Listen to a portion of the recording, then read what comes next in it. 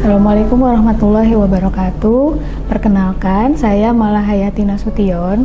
Saya adalah dosen Departemen Teknik Kimia Universitas Internasional Semen Indonesia. Pada kesempatan ini, saya akan menjelaskan salah satu mata kuliah, yaitu Termodinamika Teknik Kimia 2. Mata kuliah Termodinamika Teknik Kimia 2 adalah mata kuliah 3 SKS yang terdapat di semester 4. Termodinamika 2 ini mempelajari kesetimbangan fasa, yaitu uap cair, cair-cair, dan uap cair-cair. Kemudian kesetimbangan fasa memberikan informasi komposisi suatu campuran dua senyawa atau lebih yang berada pada kondisi lebih dari satu fasa pada temperatur dan tekanan tertentu.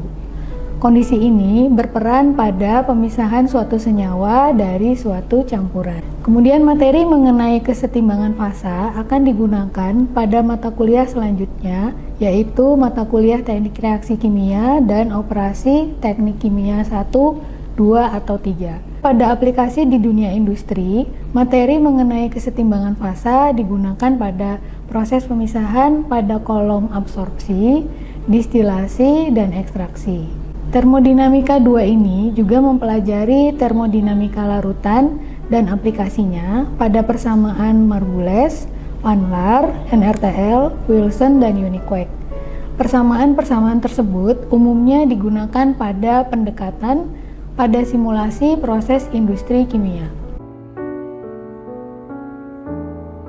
Adapun capaian pembelajaran mata kuliah Termodinamika Teknik Kimia 2 yaitu mahasiswa mampu menguraikan persoalan tentang kesetimbangan uap cair, kesetimbangan cair-cair, kesetimbangan uap cair-cair, termodinamika larutan, dan aplikasi termodinamika larutan secara sistematis, logis, dan benar.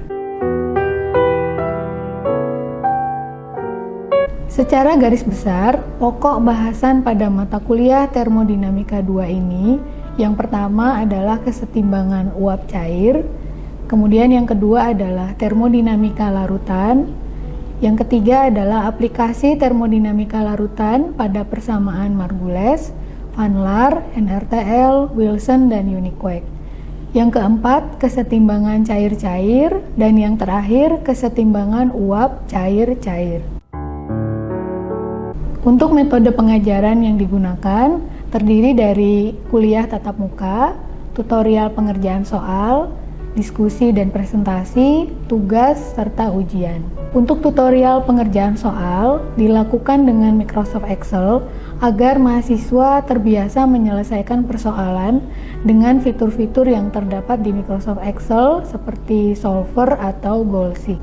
Untuk diskusi dan presentasi singkat, yaitu mahasiswa dibagi menjadi beberapa kelompok secara acak, kemudian masing-masing kelompok akan mendapat satu topik untuk didiskusikan selama kurang lebih 10 hingga 15 menit. Untuk tugas, biasanya berupa review materi yang telah diajarkan di kelas, baik itu berupa teori maupun perhitungan, agar mahasiswa dapat mengulang dan mempelajari materi tersebut di rumah. Umumnya, pengumpulan tugas dilakukan secara offline atau online melalui Google Classroom. Kemudian untuk ujian terdiri dari kuis 1, kuis 2, UTS, dan UAS.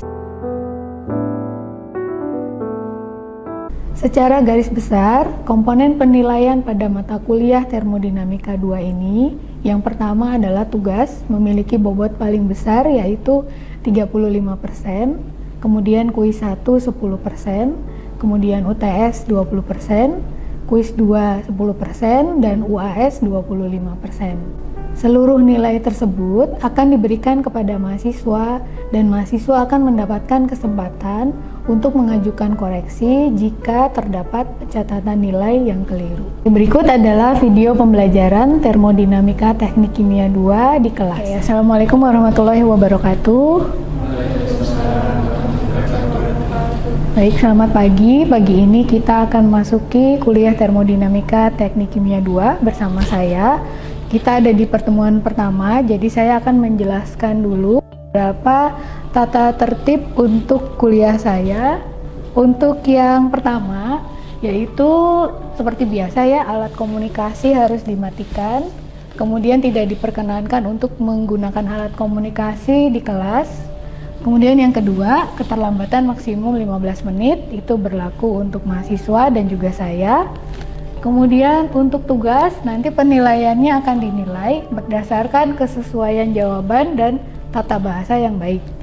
Kemudian pemalsuan tanda tangan tidak diperkenankan, ini berkaitan dengan absen. Kemudian untuk tugas dan ujian yang terlambat dikumpulkan tidak akan dinilai. Lalu yang terakhir, dimanapun ya, yang penting itu manner ya, atau tata krama.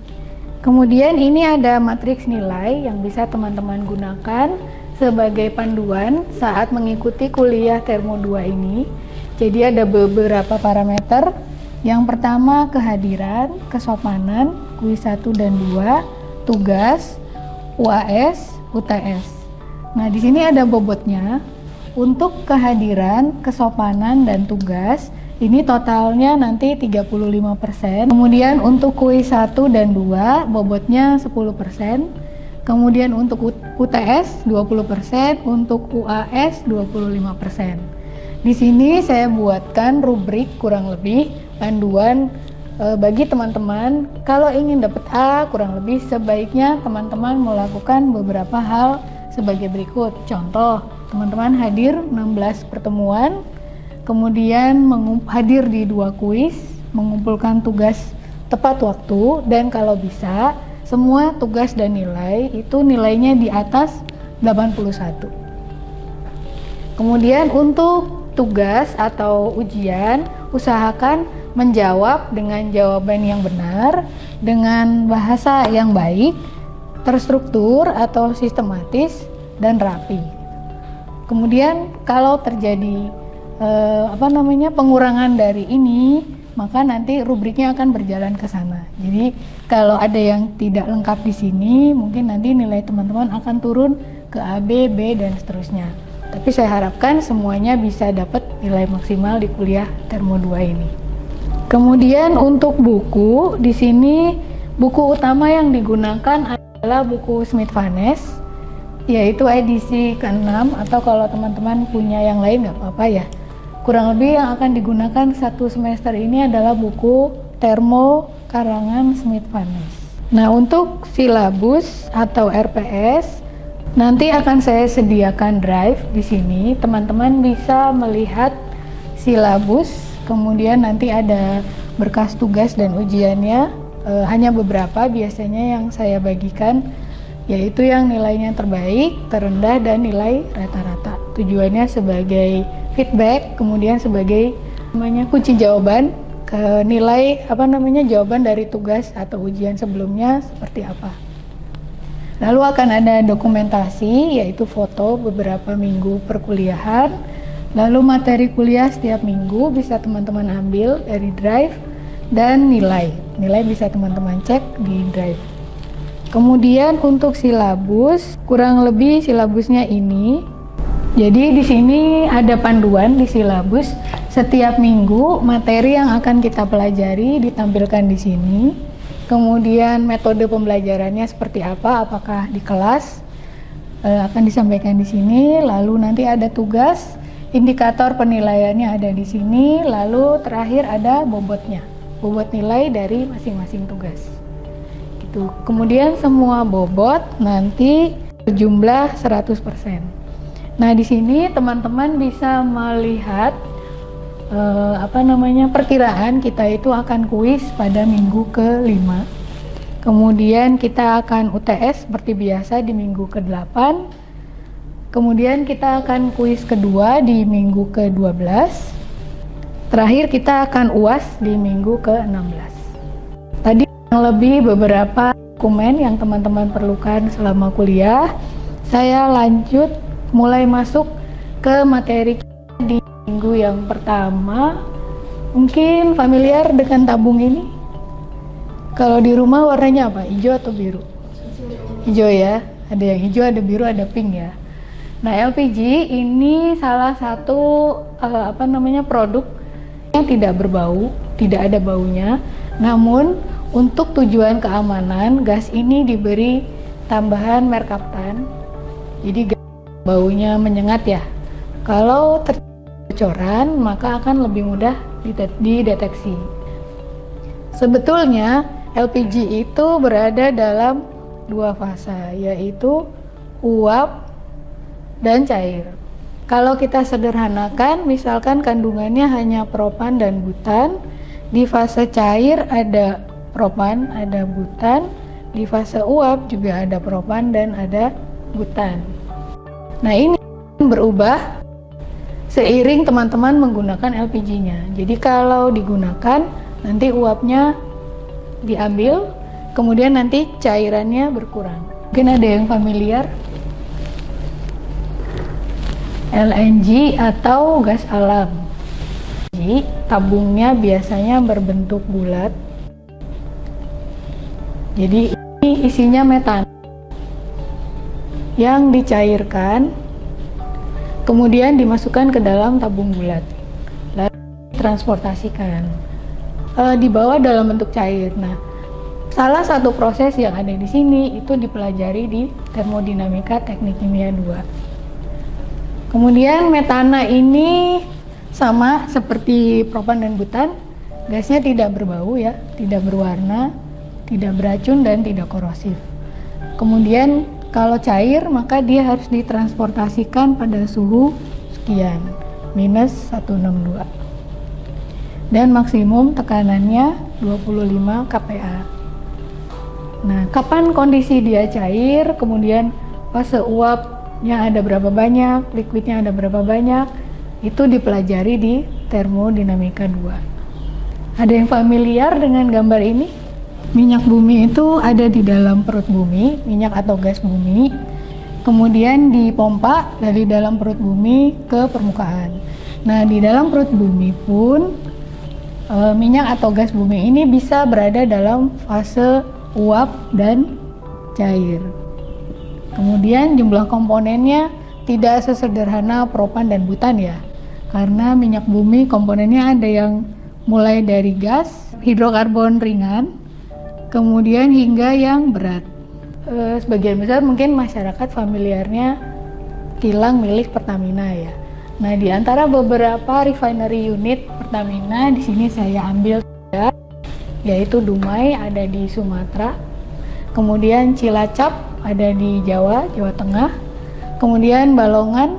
Nah, untuk kita refresh sedikit sambil teman-teman browsing, mungkin bisa bagi kelompok. Saya tunjuk aja ya, Mas Angga sama Mas Shelvin. Mas Angga dari mana asalnya? Dari Jawa Timur. Jawa Timur, nggak ada Jawa Timur ya. Kalau gitu Cilacap aja. Oke, Mbak Zahra sama Mbak Amiro. Mbak Zahra dari Kalimantan yang jauh ya, Dumai ya. Oke, kemudian Mbak Nabila sama Mbak Justika Balongan. Oke, teman-teman boleh menggunakan gadget, silakan duduk berdekatan, silakan dicari sebanyak-banyaknya produk yang dihasilkan dari kilang ini. Sudah siap? Sudah siap? Yang Cilacap udah siap, Dumai sudah, Balongan sudah. Oke, mungkin bisa saya pindah dulu. Oke, silakan Mbak Zahra, Mbak Amiro. Baik Bu, untuk produk dari teknik unit atau RU2 Dumai terdapat dua golongan, yaitu BBM dan non-BBM, di mana yang BBM itu menghasilkan sebanyak 5 jenis, yaitu aftur, kemudian minyak bakar, minyak diesel, minyak solar, dan minyak tanah. Kemudian untuk yang BBM, untuk yang BBM sendiri ada sejak ada solvan atau pelarut, kemudian green coke, dan juga LPG sendiri atau gas minyak bumi cair. Oke, baik. Yang Mbak nggak familiar apa produknya? Yang baru dengar, ada nggak yang baru dengar? Green coke, iya benar ya, green coke. Oke, baik. Terima kasih untuk kelompok Dumai. Kita beri aplaus. Oke, silakan boleh duduk kembali Mbak Amiro dan Mbak Zahra. Selanjutnya ya, kelompok Cilacap, silakan. Oke, sebelumnya kita akan menjelaskan sedikit terkait dari balongan ya. Dari unit 6 balongan ini merupakan kilang ke-6 dari 7 kilang yang dikelola oleh PT Pertamina. Jadi ini masih di bawah naungan dan dikelola oleh PT Pertamina Persero. Nah, ini mulai beroperasi itu sejak tahun 1994 yang berlokasi di Indramayu, Jawa Barat. Sekitar kurang lebih 200 km arah timur Jakarta. Kemudian dilanjutkan oleh produk-produk yang dihasilkan dari RU 6 balongan ini akan dijelaskan oleh partner saya. Jadi bahan baku yang diolah di kilang refinery unit 6 Balongan adalah minyak mentah, duri dari Minas dan Minas yang berasal dari Provinsi Riau. Yang kemudian diolah dengan menerapkan teknologi terkini hingga menjadi produk unggulan seperti premium, Pertamax Plus, Solar, Pertamina Dex, LPG dan juga Propyet. Oke, baik, terima kasih untuk tim Balongan, kita beri aplaus. Oke, saya lanjut ke teori. Ini ada beberapa hukum termodinamika. Kita mulai dari yang ke-0. Biasanya kalau hukum kan hukum 1, 2, 3 ya. Kalau termo ada hukum ke-0. Kurang lebih ilustrasinya seperti ini. Jadi kalau ada 3 benda A, B, dan C, kemudian 2 benda ini A dan B berada pada suhu yang sama. Kalau ada 2 benda berada pada kesetimbangan suhu yang sama, maka benda ketiga juga akan sama suhunya. Jadi kurang lebih hukum pertama termodinamika itu adalah hukum kekekalan energi. Hukum kekekalan energi itu energi tidak bisa diciptakan atau dimusnahkan, tapi yang bisa apa? Berubah bentuk ya, berubah bentuk dari bentuk satu ke bentuk yang lain. Contoh, kalau di kehidupan sehari-hari, kalau setrika dari listrik menjadi panas ya, dari listrik menjadi panas. Untuk rumus umumnya, Q sama dengan delta U plus W. Q itu panas, kemudian tandanya negatif kalau masuk ke sistem, positif kalau keluar sistem. Kemudian delta U itu energi dalam ya. Kalau W ini adalah kerja. Kalau positif dilakukan oleh sistem, kalau negatif diberikan ke sistem. Nanti kalau ini kita bisa buka. Kalau lupa bisa review lagi. Oke, saya lanjut ke hukum kedua termodinamika. Jadi suatu proses kalau terjadi tadi ya konversi panas, itu tidak 100% bisa dikonversi. Jadi kalau teman-teman contoh yang tadi setrika ya, jadi dari listrik menjadi panas. Nah, pada kondisi nyata konversinya itu tidak 100%. Jadi pasti ada yang terbuang ke lingkungan. Mungkin familiar dengan istilah heat loss ya, atau panas yang terbuang. Jadi semua proses di alam, proses konversi panas ini, konversinya tidak mencapai 100%, pasti di bawahnya. Kita lanjut ke kesetimbangan uap cair. Ini ada di buku, saya jelaskan dulu garis besarnya. Di sini ada 3 sumbu, jadi ini gambar 3 dimensi. Ke atas itu tekanan, yang ini sumbu X, Y. X itu fraksi cair, Y itu fraksi uap. Kemudian ke kanan itu temperatur. Nah, kalau dihubungkan, misalnya teman-teman punya 2 komponen ya, paling gampang propan butan deh, ini kan LPG ya. Misalkan punya 2 komponen, memiliki 2 fasa. Kalau digambarkan kurang lebih bentuknya seperti ini. Nah, di area yang paling atas dari gambar itu dinamakan subcool, area yang dingin. Kemudian semakin ke bawah, yang di tengah-tengah ini yang berwarna abu-abu, area uap dan cair. Kemudian semakin ke sini, ini temperatur ya. Semakin ke arah sana, temperaturnya semakin naik. Kalau semakin naik, semakin panas. Kalau uap akan semakin panas ya. Atau kalau liquid akan berubah menjadi uap. Nah, di sini di area ini disebut sebagai superheated vapor atau uap superheated karena suhunya sangat tinggi. Semakin ke sana semakin tinggi. Nah, di sini ada kurva. Jadi bagian yang paling atas itu dinamakan bubble point. Ini bagian paling atas. Biasanya fasenya adalah saturated liquid atau cair jenuh. Kemudian titik ini dinamakan dengan bubble point atau bahasa Indonesianya titik didih ya. Lokasi yang bawah ini atau under surface itu adalah uap jenuh atau saturated vapor. Titiknya dinamakan dengan dew point. Bahasa Indonesianya ada yang tahu? Titik embun. Oke, jadi tadi yang sebelumnya menceritakan tentang subcooled, uap cair, dan superheated. Yang slide ini menceritakan tentang bubble point dan dew point. Ini ada rumus F 2 min V plus N. V itu fasenya, kemudian N itu jumlah komponennya. Kalau tadi kita gunakan propan butan, komponennya ada 2. Kalau fasenya uap dan cair, berarti ada berapa? 2 juga ya. 2, teman-teman masukkan ke sini.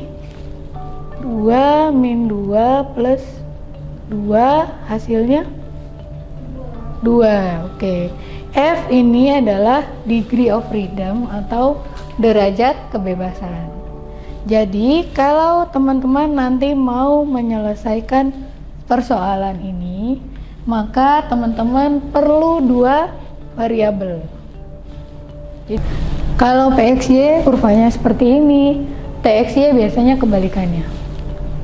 Jadi kalau ini arahnya ke sana, yang TXY arah yang sebaliknya.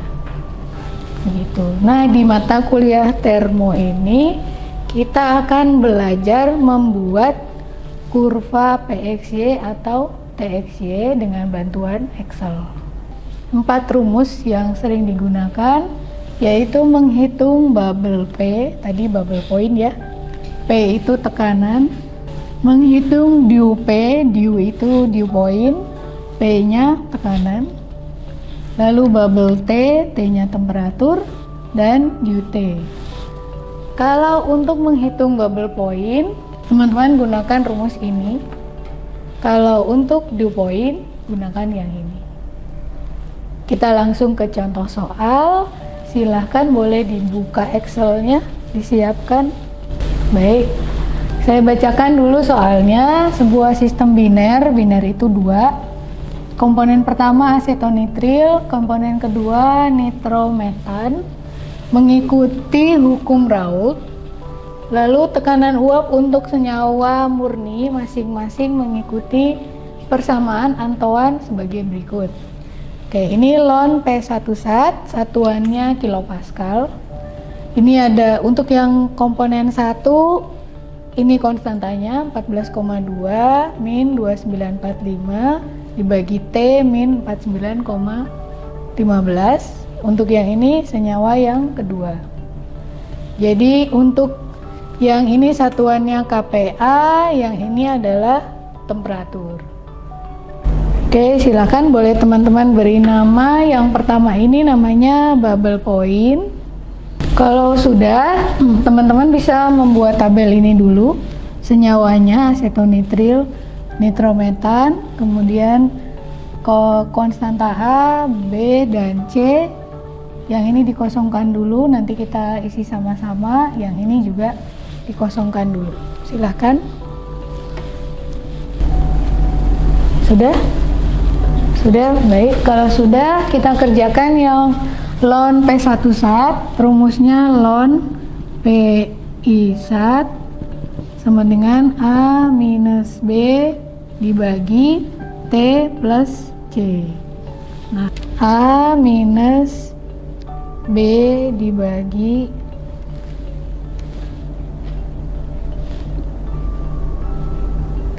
T plus C. Untuk yang bawahnya kita tinggal drag atau tarik ke bawah ya. Kalau ini ln P, lalu teman-teman mau dapat P, rumusnya apa? Ya betul, dieksponensial kan. Kalau di Excel operasinya EXP dalam kurung nilainya ya. Oke, silahkan dicoba. Oke, hasilnya sama? Sama, baik. Kita ke tabel berikutnya. Oke, berikutnya teman-teman silakan buat dulu tabel ini. X1 dari 0 kelipatan 0,2 ya. 0, 0,2, 0,4 hingga 1. Lalu buat tabel X2 dikosongkan dulu.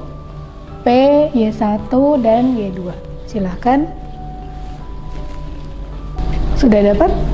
Sudah. Berikutnya Y2 rumusnya pendek. Y2 sama dengan 1 min Y1. Sudah. Berikutnya kita mau membuat kurva. Ada yang masih ingat kalau menambahkan kurva di Excel yang kita pilih menu apa? Insert, kemudian scatter. Bisa semua? Atau ada kendala? Mas Helvin bisa? Udah, Mas Angga oke, Mbak Zahra oke, Mbak Amiro, Mbak Justika, Mbak Nabila. Mbak Nabila udah ya? Oke, baik. Mungkin materi kita sampai di sini untuk hari ini. Terima kasih atas kehadirannya. Kalau ada pertanyaan nanti bisa kontak saya. Saya tutup. Assalamualaikum warahmatullahi wabarakatuh. Sama-sama. Demikian penyampaian video perkuliahan termodinamika teknik kimia 2 ini. Jika ada kata-kata yang salah, saya mohon maaf. Semoga video ini bermanfaat. Wassalamualaikum warahmatullahi wabarakatuh.